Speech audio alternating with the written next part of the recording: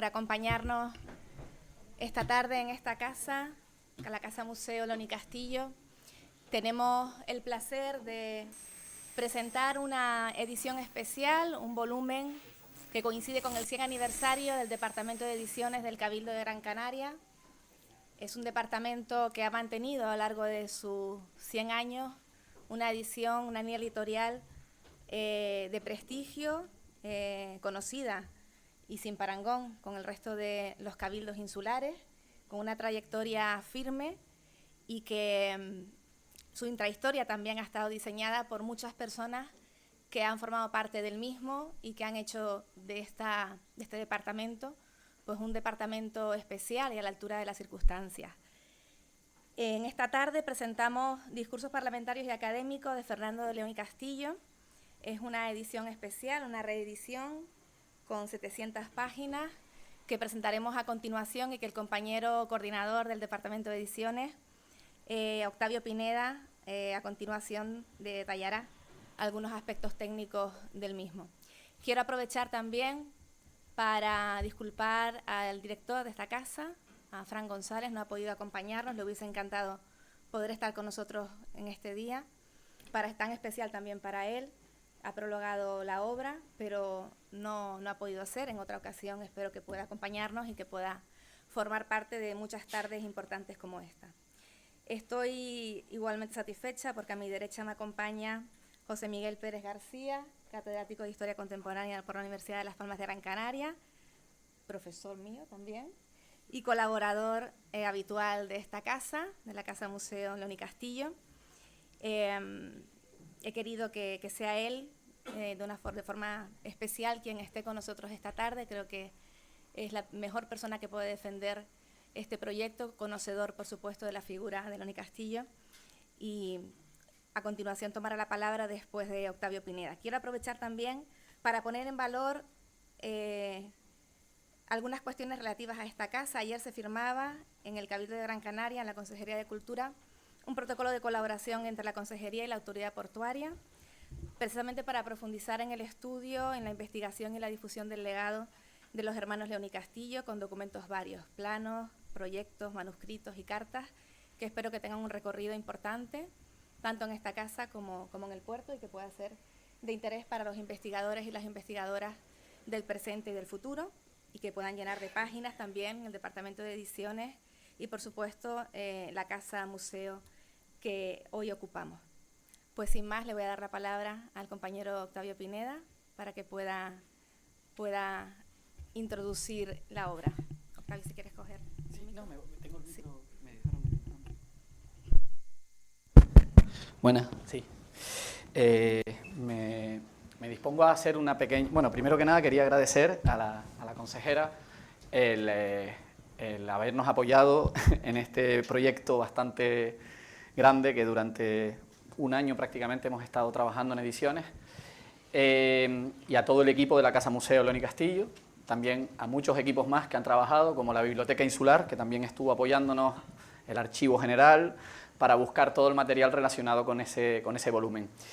Yo solamente quiero hacer unas notas sobre la edición de este libro, que es un libro centenario, que hemos querido reeditar y darle un poco de, vamos a decir, modernizar un poco, sin cambiar demasiado el contenido.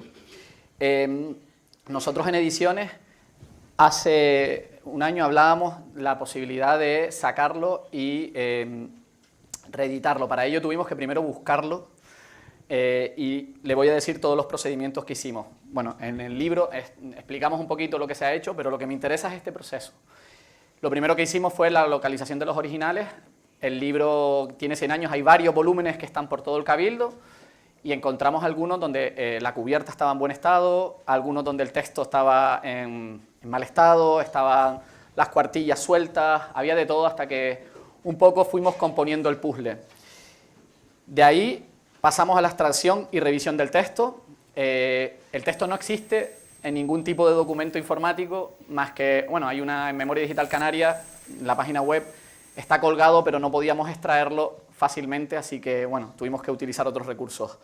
Luego reorganizamos el contenido, que había una cierta, vamos a decir, desorganización en la parte final del libro, y, bueno, le aportamos una nueva imagen. simplemente resumo. Esta es la cubierta original del libro de hace 100 años. Es una cubierta que se hizo por Rafael Massanet. El libro tiene como dentro solo a una tinta y fuera tiene a 7 tintas, y lo más importante es que además introduce el escudo. Es el primer libro que se publica en el Cabildo, en 1923, y además incluye ese escudo de la Corporación Insular, cosa que es bastante interesante porque a partir de ahí comienza toda la historia de las ediciones del Cabildo. La portada se hizo en Valencia y lo que es la parte de las tripas, el interior, se hizo en Gran Canaria, en la tipografía del Diario de Las Palmas. Extraer un texto del cual es muy difícil sacar, hay que picarlo, lo que se llama en ediciones picarlo. Nosotros utilizamos una inteligencia artificial para poder sacar el texto. Varios compañeros de ediciones estuvimos casi como poquito a poquito sacando todo lo que podíamos para que quedara. Así son las páginas del original, fíjense que está la letra capital, el discurso, y gracias a esa aplicación, no voy a dar la publicidad, pero es una aplicación que tenemos todos en el móvil, pues poquito a poquito lo pudimos sacar. Si quieren ya les explico cuando terminemos y no haya publicidad.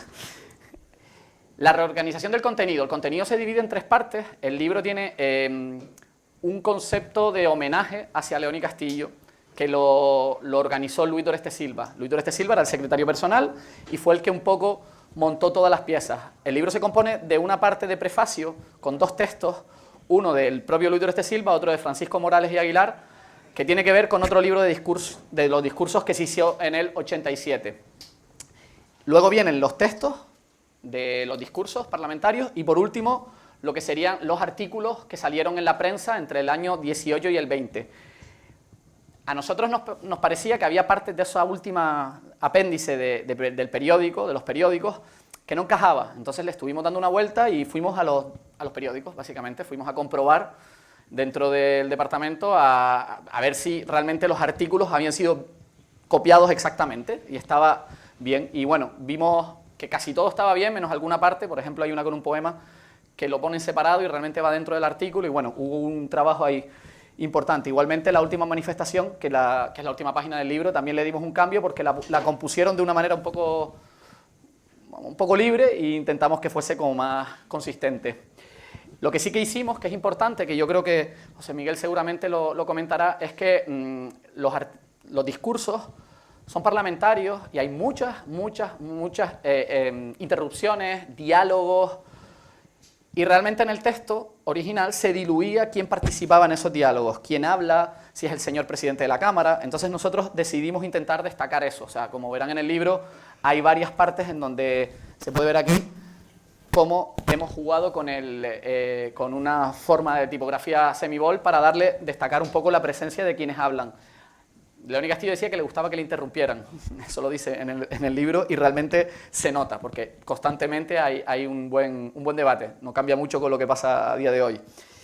Y el planteamiento de la nueva imagen, también hubo un debate y decidimos darle más presencia a León y Castillo. Realmente el libro, como vieron en la portada anterior, venía a hablar sobre el muelle y la catedral, que es donde está enterrado, y nuestra idea era que el centro de todo tenía que ser León y Castillo, que era el objeto del homenaje y los discursos. Entonces nosotros planteamos la posibilidad de que la figura de León y Castillo fuese actualizada, pero de una manera más creativa. En todo esto siempre ayudó nuestro maquetador Sergio Hernández, que está por aquí, que creo que hay que felicitarle por el gran trabajo estético y de trabajo interno. Y como pueden ver, estas fueron algunas de las opciones. Así quedó el libro, hemos entregado hoy una copia por el valor institucional y de celebración a todas las personas que han venido, que les agradezco, vamos, eternamente que hayan llenado las salas, es un auténtico placer. Y bueno, y así han sido un poco los artículos. Por último, enfrento lo uno con el otro, porque creo que queda interesante, así como verlo, bueno, una compañera hizo la composición.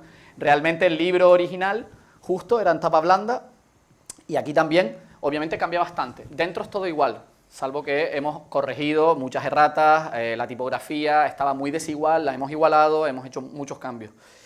Y bueno, el agradecimiento, obviamente es todo un trabajo de equipo, a la Casa Museo León y Castillo, que fue la última de los volúmenes que trabajamos, es el de aquí, que lo he devuelto hoy. O sea, hoy he devuelto a la biblioteca el libro que había cogido prestado desde hace prácticamente un año, así que que conste. La Biblioteca Insular de Gran Canaria, porque el equipo de restauración ayudó bastante con Cruz Lorenzo, que es una técnico ahí que nos ayudó muchísimo. El Archivo General, que hizo la indagación también sobre cuándo se publicó, se publica en el 23 y realmente se entrega en prensa en el 23 en noviembre. O sea que estamos hablando de que es el año que cumple, pero en noviembre sería como el momento en el que la prensa lo recibe. Y el equipo técnico y humano, equipo administrativo, equipo de maquetación, la imprenta yo creo que ha hecho un muy buen trabajo. La verdad que fue un trabajo complejo llegar a tocar ese color que quisimos que fuese un poco un azul, no corporativo, pero más o menos que le diera un poco de modernidad. Y yo creo que bastante, espero que he logrado. Y nada, espero que les guste. Realmente es muy interesante el interior. Ya les digo que cuando uno lo leía hay pasajes alucinantes, es increíble. Y los artículos de periódico también. Y bueno, ha sido un auténtico placer, un trabajo digno y yo creo que difícil, pero bueno, yo creo que está logrado. Así que, poco más.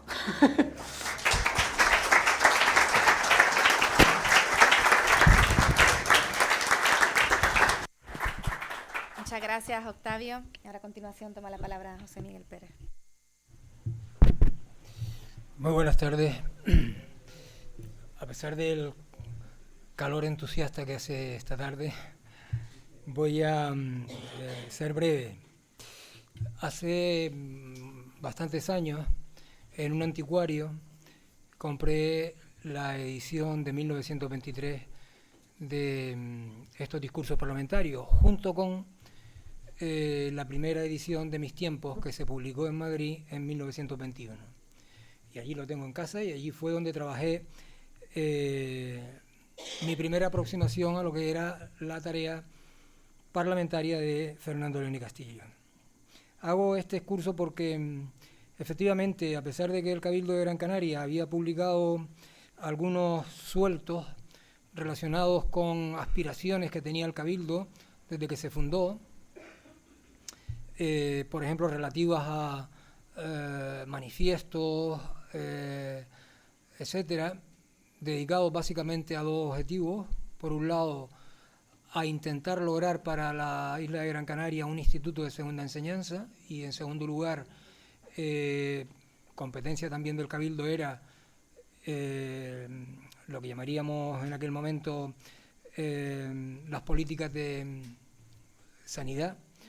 Pues, sin embargo, nos encontramos con una edición primigenia. En el año 1920, José Mesa y López, que era presidente del Cabildo, lo fue entre 1916 y 1920, ya estaba terminando su mandato, tomó la decisión de publicar, en homenaje a León y Castillo, estos discursos parlamentarios, que al parecer habían sido publicados con anterioridad en el siglo XIX. Nada se ha encontrado, por cierto, de esa edición supuestamente editada allá en el siglo XIX, pero me parece que fue en 1887.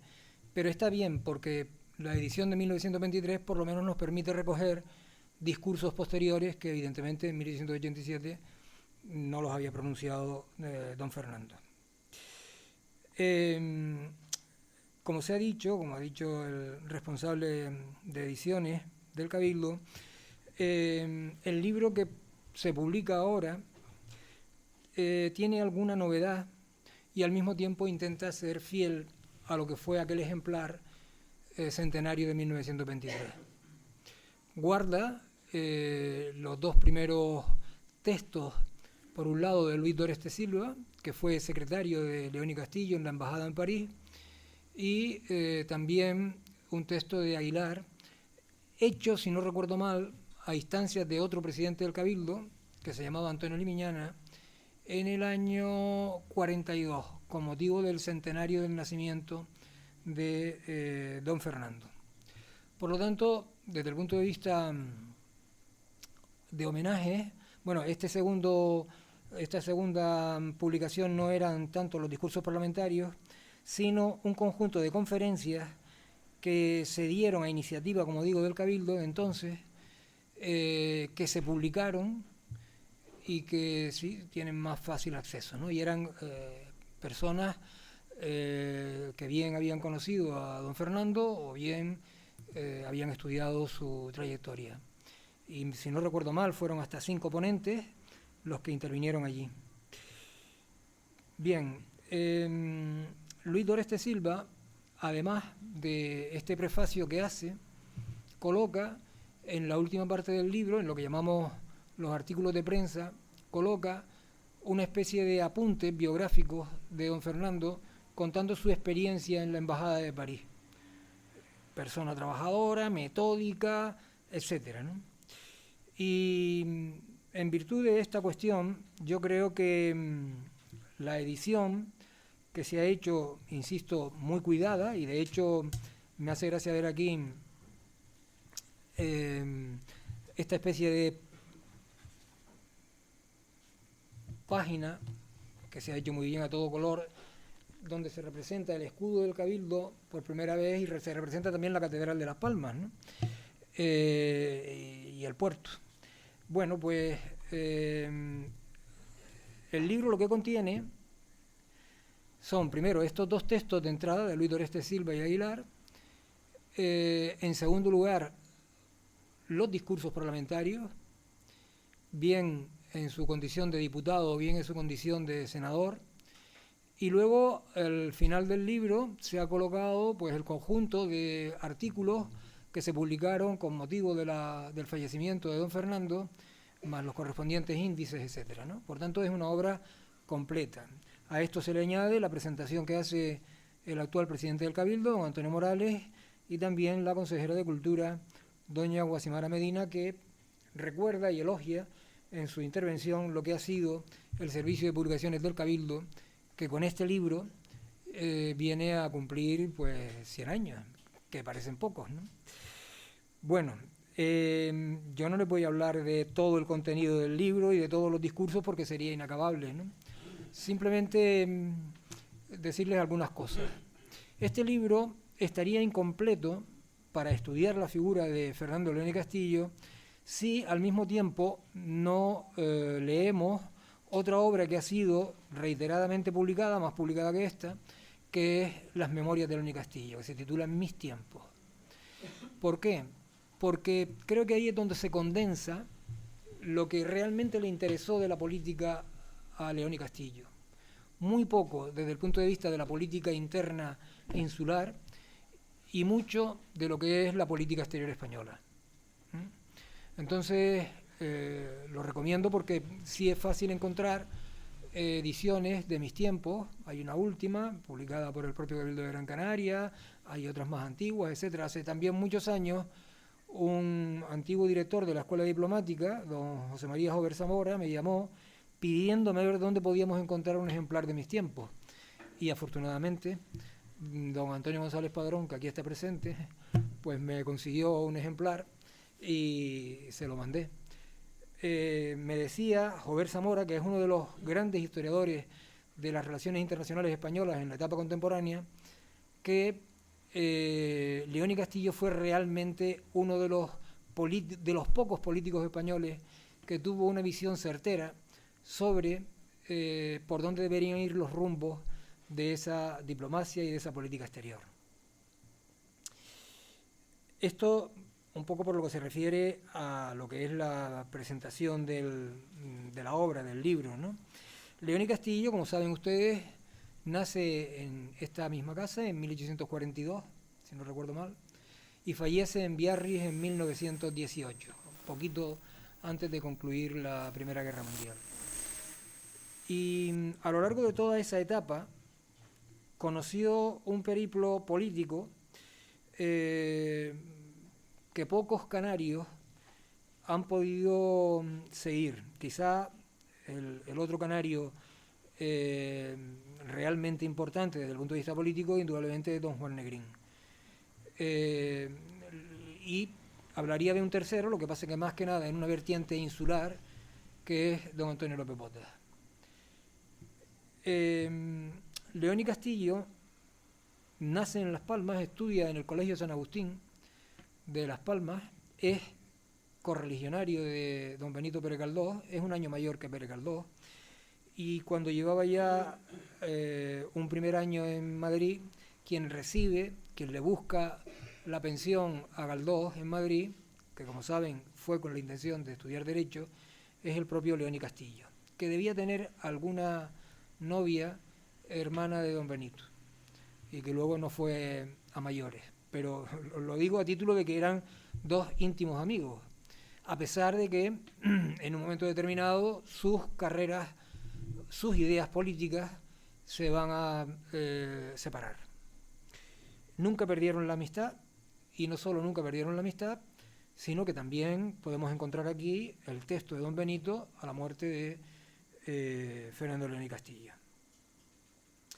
Y además hay que decir que León y Castillo fue posiblemente el hombre que realmente mandó en Canarias, no digo Gran Canaria, digo Canarias, a lo largo de todos los años del periodo que conocemos con el nombre de la Restauración.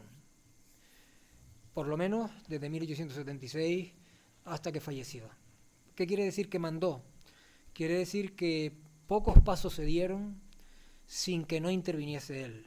Ya fuesen elecciones, a cortes, a diputados provinciales, a ayuntamientos, etcétera. Todo se le consultaba y basta analizar los distintos archivos que están un poco diseminados en el Archivo Histórico Provincial, aquí en la Casa León y Castillo, etcétera, para ver en su correspondencia, en su ingente correspondencia, cómo era una persona que estaba al día de todo lo que ocurría en Canarias y particularmente en su isla de Gran Canaria. León y Castillo en 1871 va a ser por primera vez diputado al Congreso. 1871 es una fecha que está dentro, como ustedes saben, del sexenio democrático. 1869, es decir, poquito antes se había aprobado la Constitución de ese año y un año antes había tenido lugar la Revolución del 68.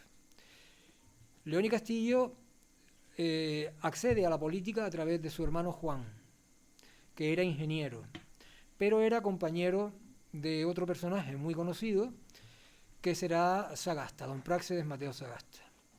Sagasta, por recomendación de su compañero de promoción, que es Juan de León y Castillo, que trabaja inicialmente como ingeniero en Aragón y en algunos lugares de la península, va a promover, insisto, por recomendación de su hermano, de su compañero de promoción, Juan de León, hermano mayor de Fernando, va a promover a Fernando a la carrera política y le afiliará para ello, después en los tiempos de la Restauración, no al Partido Conservador de Cánovas del Castillo, sino al Partido Liberal de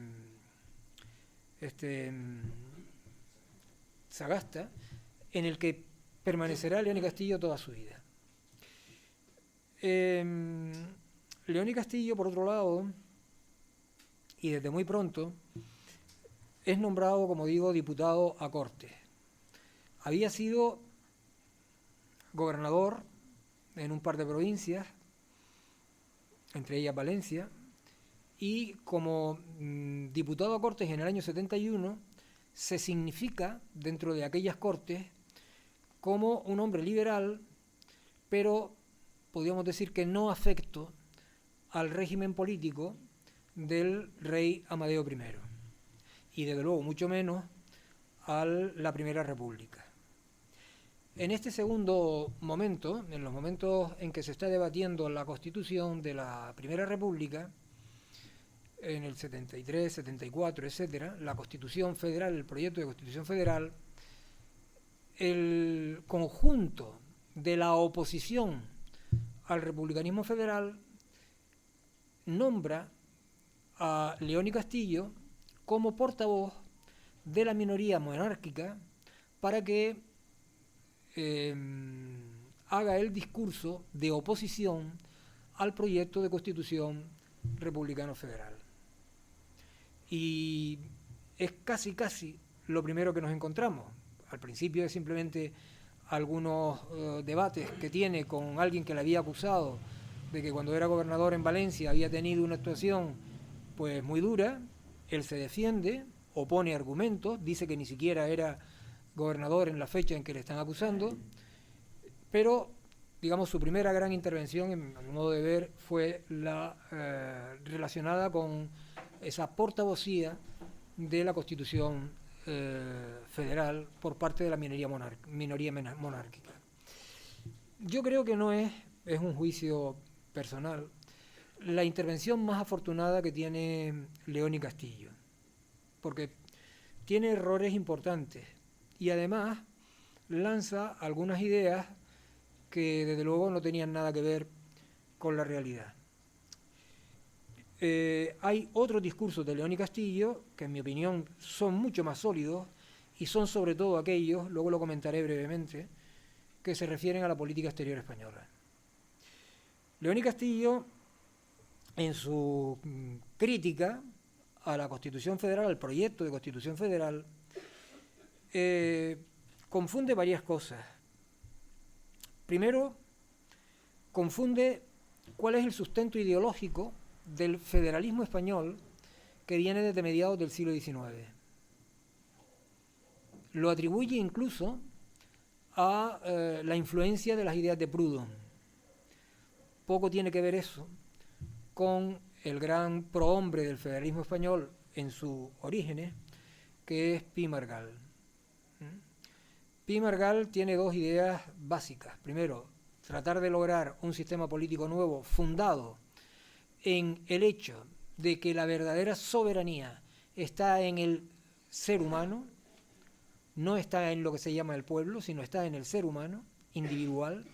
Y en segundo lugar, lo plantea, digamos relativamente, plantea la búsqueda de un orden social nuevo, más justo, con las clases trabajadoras. Esto no lo expresó del todo claro porque no quería perder el favor de los sectores de las clases intermedias que militaban en el federalismo. Pero desde luego el primer aspecto sí que lo tenemos absolutamente claro. El debate que se entabla entre León y Castillo en esos momentos se extiende desde el año 73 hasta el año 76, es decir, hasta que se da el golpe de Estado y se acaba con el sistema de la Constitución del 69 y luego iríamos al sistema de la Constitución del 76 ideado por Cánovas del Castillo. Y es curioso contemplar cómo muy poquito tiempo después de haber acabado con el sexenio democrático, donde encontramos la auténtica cuna parlamentaria de León y Castillo, ya en el año 78, gobernando Cánovas del Castillo, los debates de León y Castillo con el gobierno de Cánovas son tremendos. O sea, León y Castillo le da unas andanadas a Cánovas y al gobierno de Cánovas que le tilda de dictadura. Hay que decir también que la política del siglo XIX no es como la política que vamos conociendo. Se llevaban bien, siempre se llevaron bien, los miembros de ambos partidos que se turnaban, conservadores y liberales, e incluso republicanos federales, tenían un trato cortés desde el punto de vista personal, pero cuando se les soltaba la lengua en el hemiciclo eran tremendos. No es que dijeran palabrotas, ni mucho menos, ni se insultaran tampoco, pero llegaban desde el punto de vista político a mayores. Bien, realmente León y Castillo considera en su discurso, en su primer gran discurso, que el federalismo va a significar para España un salto atrás, porque confunde las ideas federales con el feudalismo, es decir, con el sistema de la España de señoríos que hubo desde la Edad Media en adelante. Y ese sistema señorial, que fue poco a poco eliminado por el proceso de centralización que llevó a cabo la monarquía hispana, pues realmente poco tiene que ver con el federalismo, que como digo, es un invento bien extranjero, pongamos los Estados Unidos también, bien del siglo XIX, en España. Por lo tanto, no tenía nada que ver esto, pero León y Castillo se empecina en identificar el federalismo en España con el feudalismo, diciendo que estos federales no conocen la tradición histórica y por dónde ha evolucionado esa tradición histórica española, y por lo tanto lo que están haciendo es intentar convertir al país de nuevo en un reino de taifas, donde se impondrán no los señores, que ya no existen, los señores feudales, pero sí, y fíjense qué curioso, los caciques de cada lugar, alcaldes, gente de posibles personas de influencia, etcétera. Y esto en boca de quien fue el gran cacique en Canarias, al que no se le escapó una sola elección, donde todos los que fueron diputados y senadores pasaron por sus manos mientras vivió, pues no deja de ser curioso. Por eso digo que, en mi opinión, no es este el gran discurso parlamentario de León y Castillo, aunque la minoría monárquica quedó muy satisfecha con su intervención. Pero yo insisto, me parece a mí que tiene otras intervenciones muchísimo más sólidas. Es verdad que este León y Castillo de este tiempo era todavía muy joven, donde la experiencia va a ser extraordinaria. León y Castillo, como saben ustedes, será ministro en 2 ocasiones, ministro de Ultramar y ministro de Gobernación, y luego durante muchísimos años será embajador en Francia, es decir, en uno de los grandes centros donde se dilucidaba la política no solo europea, sino diríamos también mundial. Y efectivamente esto que ocurre con León y Castillo nos lo demuestra una anécdota que en su día expresó una estudiosa de este tiempo, que era María Teresa Noreña, y que es la siguiente. León y Castillo abomina del federalismo, insisto, en mi opinión, acudiendo a argumentos trasnochados, que muchas veces están todavía en boga de cierto conservadurismo español, ¿no? Intentando identificar el federalismo con la España antigua, es decir, como si no hubiera existido la España imperial, etcétera, etcétera, ¿no? León y Castillo, cuando se está debatiendo la Constitución y cree que puede salir, firma un documento que lo firman todos los diputados canarios y que en ese documento se recoge lo siguiente. Es un movimiento que promueve Nicolás Estebanés, republicano a la sazón, y federal, y que plantea que para acabar con el consabido pleito insular, que venía desde hacía tiempo, si España se convierte en un estado federal, en Canarias se crearán 2 subestados, uno en la provincia oriental, en las islas orientales, y otro en las islas, todavía no había llegado a la provincia, en las islas occidentales. Claro, ver firmando a quien combatía el federalismo un manifiesto, el manifiesto de Estebanés, donde se está sosteniendo una práctica concreta de ver el federalismo, llama mucho la atención. No nos debe extrañar porque León y Castillo fue fundamentalmente un pragmático y sencillamente le hemos visto negociar e intercambiar escaños, votos, no solamente con la gente de su propio partido, el Partido Liberal, sino con la gente del propio Partido Conservador. Y diría más, con la gente republicano-socialista. ¿Quién creen que nombra a Galdós diputado por Las Palmas?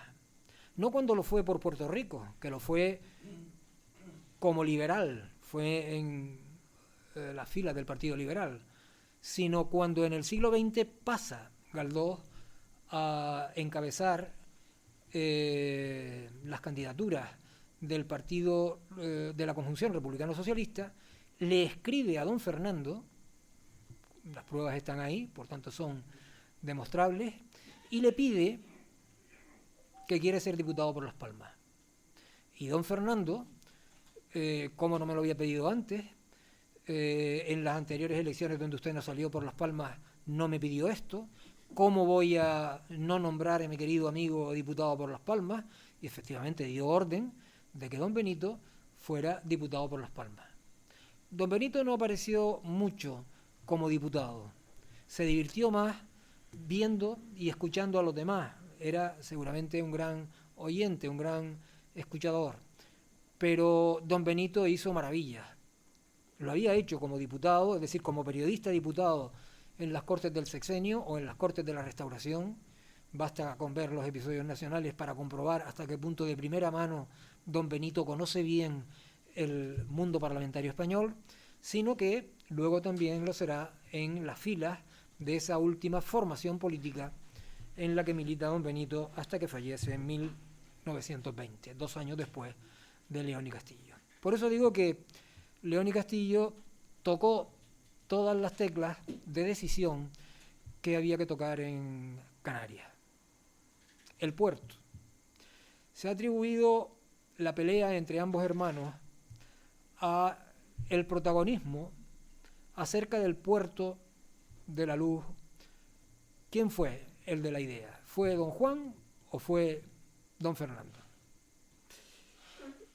Don Juan era partidario de hacer el puerto ampliando el anterior muelle de San Telmo. Saben que el puerto de Las Palmas antes se ubicaba donde está el parque de San Telmo, en un espigón. Bueno, era partidario de hacerlo allí. Hasta que fue convencido de que era mejor, porque tenía más abrigo, porque era mayor la posibilidad, y aunque estaba más lejos el sitio, realmente se podía solucionar con una arteria, con una carretera, que coincide más o menos con lo que hoy es la calle León y Castillo y lo que se llamó en su día la carretera, aquella polvopista que seguía hasta el puerto. Bien, tanto fue convencido don Juan, que fue el ingeniero que diseñó en gran medida el puerto. Pero la maniobra política fue de don Fernando. Acuérdense ustedes que Gran Canaria no era la capital de Canarias, solo había una provincia y por tanto solo había una capital que residía en Santa Cruz de Tenerife. Lo lógico es que en una época de enorme expansión de la navegación y especialmente de la navegación a vapor, donde se estaba produciendo una redistribución de los espacios coloniales en África, lo lógico era que se disputase en esta parte del Atlántico un puerto que fuera como una especie de imán capaz de atraer todas las flotas de países europeos que se dirigieran hacia África, con la finalidad de erradicar en ese puerto todos los servicios que tenían que tener los barcos que navegaban, entre otros indudablemente carbón que permitiese suministrarle a los barcos. Lógicamente en Canarias no había carbón, quiero decir, no había carbón de minas, ¿no? Pero sí se traía carbón de fuera, se almacenaba y se entregaba a los barcos junto con otros alimentos, agua, etcétera, ¿no? Santa Cruz optó, Tenerife, la capital, optó a la creación de un gran puerto, que era caro, evidentemente. Y ante esa opción, don Fernando se le ocurrió la idea de hacer algo más barato, pensando que si hacía algo más barato, por un lado, lo que se construyese sería anterior a lo que se hiciera en Tenerife, y en segundo lugar, siempre se podría ampliar. Y efectivamente, se construye un puerto de refugio en Gran Canaria, en la bahía de las Isletas, y se le gana por la mano a los que querían un enorme puerto. Un enorme puerto que en comparación con el puerto de la Luz nunca han podido obtener, como sabemos muy bien, y baste con ver las cifras del negocio portuario. Pero fue jugada política en la que don Fernando se pone de acuerdo con el gobierno de turno y le expresa, desde luego esto no fue gratis, tenía cambios, las cosas se acordaban cambiando a base de pactos, tú me haces un favor, yo te hago otro, pero lo cierto es que se construyó el puerto de la Luz. Y entonces, en mi opinión, ni uno ni otro, los dos. Uno porque inicialmente no estaba muy de acuerdo con la ubicación y luego lo estuvo hasta el punto de que técnicamente le debemos el puerto, y el otro porque yo creo que la ruptura entre los hermanos se produjo por otra cosa, que tiene que ver con problemas políticos y particularmente con la concesionaria de la recaudación de Puerto Franco.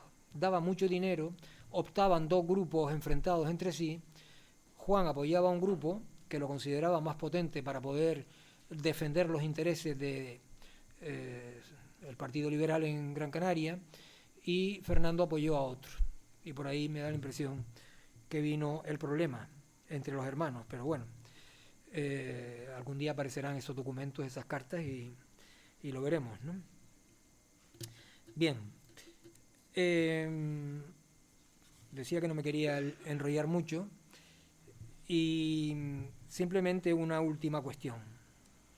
Les comentaba que don Fernando había sido uno de los grandes diplomáticos que encontramos en el camino entre el siglo XIX y principios del siglo XX en España. Hay una carta de su amigo Pérez Galdós, tenía que habérmela traído, pero no me la traje, en que felicita a Fernando León y Castillo por el logro de un acuerdo determinado que había suscrito con Francia y que permitía a España participar de los repartos en África. ¿Qué repartos eran esos? Fíjense bien, estamos a principios del siglo XX. En 1906, incluso, se recibe en la isla, en Canarias, en todas las islas, en todas y cada una de las islas, la visita del rey Alfonso XIII. No viene de paseo, ni vino en caballo, evidentemente. Vino a dar una señal hacia otros países de que Canarias era España. Una vez que España había perdido los territorios de América, los últimos territorios americanos, Cuba y Puerto Rico, y los últimos territorios en Asia, que era Filipinas. Podía perder Canarias. En el 98 se pone de manifiesto, y quedan todavía algunas obras de ingeniería militar que valdría la pena mantener y conservar en determinados puntos de las islas, en que las islas se fortificaron, al igual que se fortificó el sur peninsular mediterráneo. ¿Temiendo qué? Temiendo que fuera realidad el proyecto, los planes del Estado Mayor de los Estados Unidos, que ante la guerra con España en el 98, por Cuba, pudiesen atacar las costas españolas, y particularmente al archipiélago canario.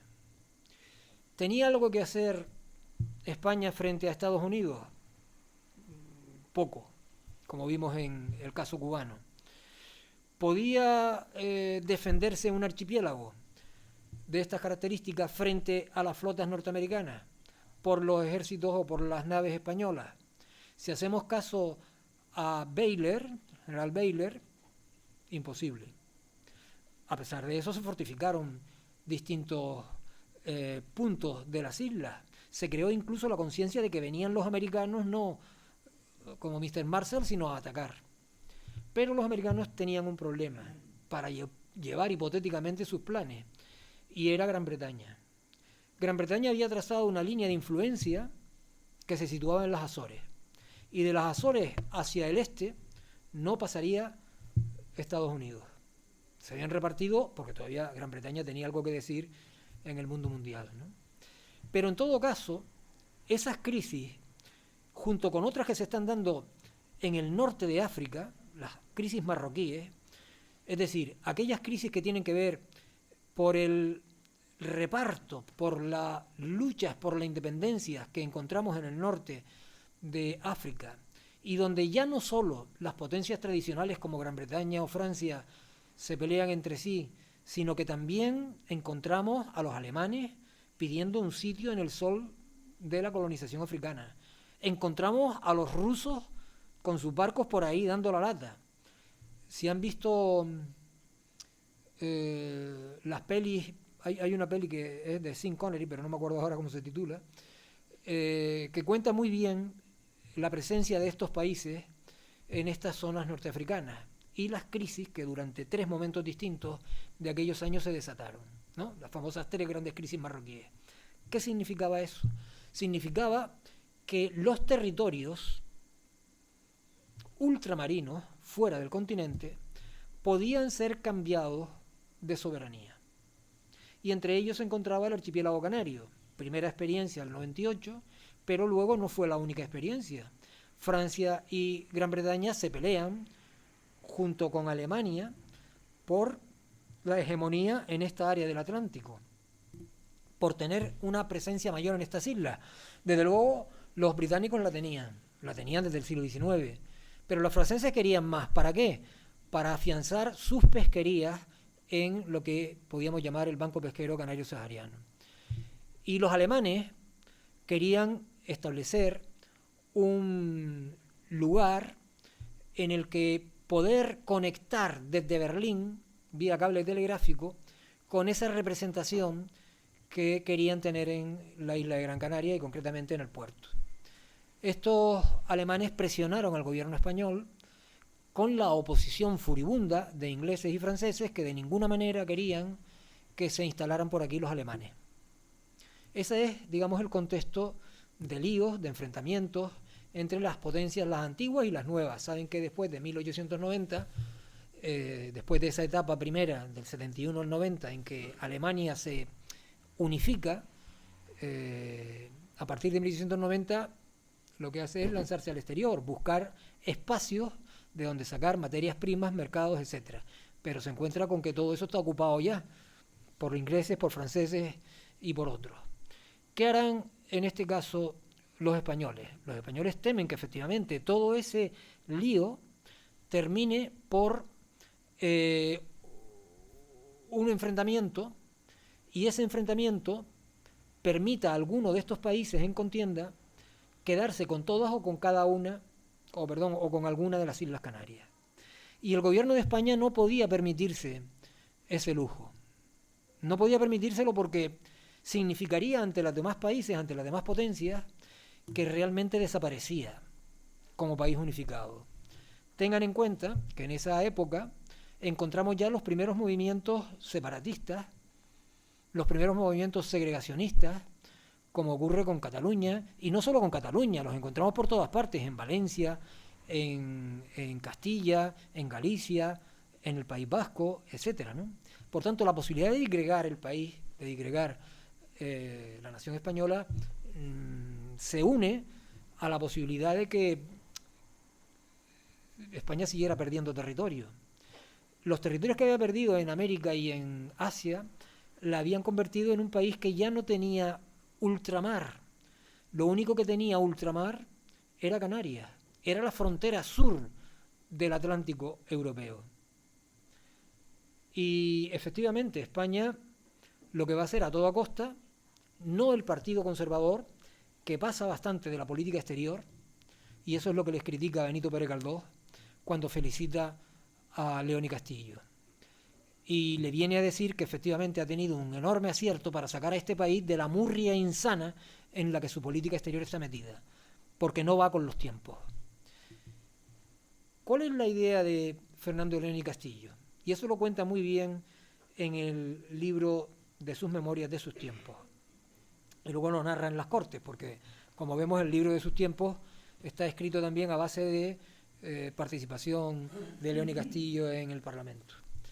Lo que va a idear León y Castillo es lo siguiente: desde el siglo XIX y sobre todo desde 1852, desde mediados del siglo XIX, Canarias ha sido un lugar que no se ha cerrado a nadie. Todo el que ha querido ha podido venir por aquí a comerciar en un régimen de franquicia. Me estoy refiriendo al régimen de Puerto Franco, 1852. Lo saben los ingleses, que ya habían creado suficientes establecimientos en Canarias como la Miller, la Elder, etcétera, ¿no? Por lo que nos queda por ahí todavía de edificios concretos. Lo quieren los alemanes, y los alemanes, poco después de la visita del rey, por una jugada diplomática van a obtener un emplazamiento en Gran Canaria. Ese emplazamiento en Gran Canaria será la Casa Boerman, que hoy se ha convertido en un edificio que a determinadas horas del día da sombra a las canteras. Lo digo porque el arquitecto que lo hizo no contó con eso, pero pensando en lo que es hoy la playa de las Canteras, el éxito turístico que está volviendo a tener, por cierto, el tener ahí un buen cacho de sombra no creo que sea la mejor idea, pero bueno, se hizo en el solar que en su día estaba construida la Casa Boerman, y es un edificio singular, muy interesante, pero muy alto, y el problema es que durante varias horas del día le da mucha sombra a las canteras, creo. Bueno, lo cierto es que la Casa Boerman la consiguen los alemanes. ¿Cómo lo permiten Inglaterra y Francia? O mejor dicho, ¿cómo convence España, Francia e Inglaterra de que la presencia alemana no les hará pupa? No va a significar un peligro, que lo que ellos se temían. Pues miren, el razonamiento es muy sencillo. Le plantea a los ingleses y los franceses, ¿cuántos problemas han tenido ustedes para operar desde Canarias? Sus barcos, sus consignatarias. ¿Cuántos problemas han tenido desde hace más de medio siglo para acá? Ninguno, ¿verdad? ¿Por qué? Porque quien ha administrado este territorio no han sido ustedes, ha sido España. Por tanto, nos proponemos mantener ese statu quo. El statu quo de que mientras lo administre España no habrá problema para nadie. Ahora bien, no les va a salir gratis. No les va a salir gratis. Lo que les voy a pedir a cambio es que el trozo de continente que está a las espaldas de Canarias, hacia el este, es decir, el Sáhara occidental, lo administre España. No lo administre ni Francia, ni Gran Bretaña, ni Alemania, lo administre España. Con el mismo proceder con que ha administrado Canarias. Y efectivamente, a partir de ahí, León y Castillo logra un acuerdo en el que el Sáhara Occidental pasa a ser administrado por España. Luego también sabemos que hubo otros territorios que negoció y que obtuvo. En el caso del Golfo de Guinea, los territorios del río Muni, por eso se llama el Marqués de Muni, ¿no? Bien, fue una jugada maestra desde el punto de vista diplomático, pero fue una jugada arriesgada, porque España era una nación que estaba empequeñeciendo al lado de las grandes naciones imperiales del momento, sobre todo de Gran Bretaña, que era la reina de los mares, ¿no? Y Francia, que no se quedaba atrás. Que tenía razón León y Castillo de que se podía producir un zambombazo, se lo vino a demostrar poquitos años después la Primera Guerra Mundial. Poquitos años después de su muerte, poquitos años, antes de morir, la Primera Guerra Mundial demostró hasta qué punto los conflictos coloniales tuvieron también responsabilidad en lo que fue el hecho de que se desatara en el continente la Primera Guerra Mundial. ¿Qué hubiese ocurrido si esa Primera Guerra Mundial se hubiese desatado, que hubiese ocurrido en Canarias, se hubiese desatado, pues no lo sabemos, evidentemente, pero si nos ponemos a imaginar, los riesgos de Canarias no serían flojos. Bien porque unos y otros se disputarían este territorio. Y prueba de ello es que lo primero que bombardean los submarinos alemanes en la Primera Guerra Mundial fueron a los barcos que llevaban al continente los frutos, es decir, los plátanos, de Canarias, con lo cual consiguieron arruinar buena parte del archipiélago, arruinar su gran producto de exportación, arruinar a las islas, en este caso occidentales. Tengan en cuenta que más del 70% del ingreso que las islas occidentales recibieron en los años de la Primera Guerra Mundial procedía de las remesas que mandaban los emigrantes que habían tenido que irse a América en esos años. Más del 70%. Lo cual quiere decir que el impacto económico en las islas de la Primera Guerra Mundial fue brutal. Bien, una persona que, por tanto, en su tiempo fue capaz de intuir lo que estaba ocurriendo en sus tiempos, creo que merece un libro como este. Nada más, muchas gracias.